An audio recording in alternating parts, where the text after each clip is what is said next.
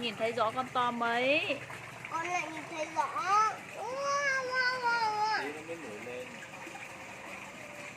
Sướng nhỉ, nhìn à. Ơ sao nó lại không đi hướng bên kia, nó cứ ở hướng bên này nhiều nhỉ? Hay cho nó ăn những cái mì thì nó về. Nó cũng thấy mình à? Sao là không thấy? Em nhìn này. Mình để đem xuống nước một cắn. Nhìn đẹp nhỉ? Bắt con đi. Ôi nhìn con đi sướng nhỉ? Con muốn có con vàng vàng mà con muốn có con cam này. Anh không hỏi xem họ có ăn không?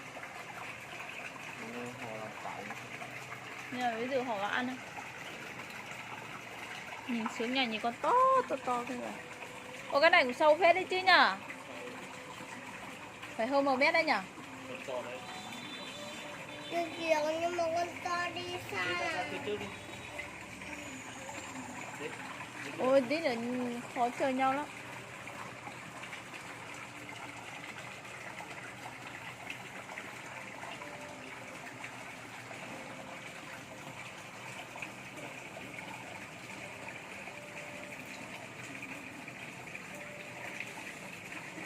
Thích nhỉ?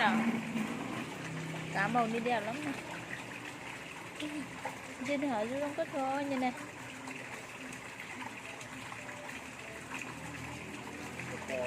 Nhất. Đây là nước thải một thứ mùa nữa.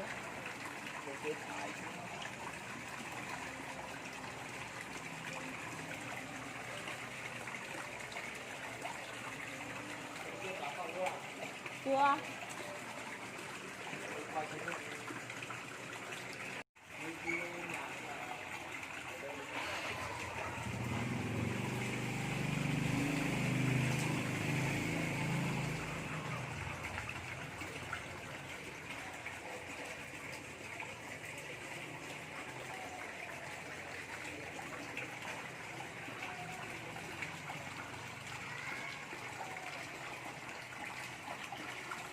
Con này hơn 1 yến nha mọi người.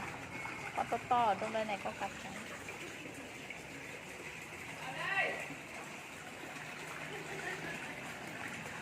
Chà. Con cá to.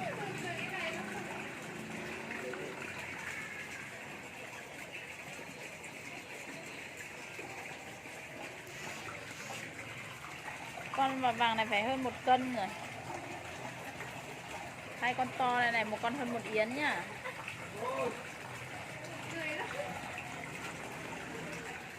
Sao á? Yên. 5 cân này. Ui, con kia cũng thế. Con rượu hẳn luôn.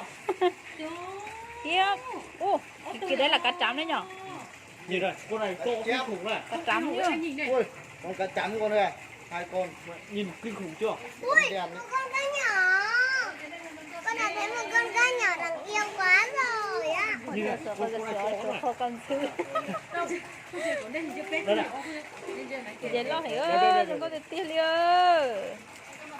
Wow, con kia chắc phải hơn 5 cân đấy nhở?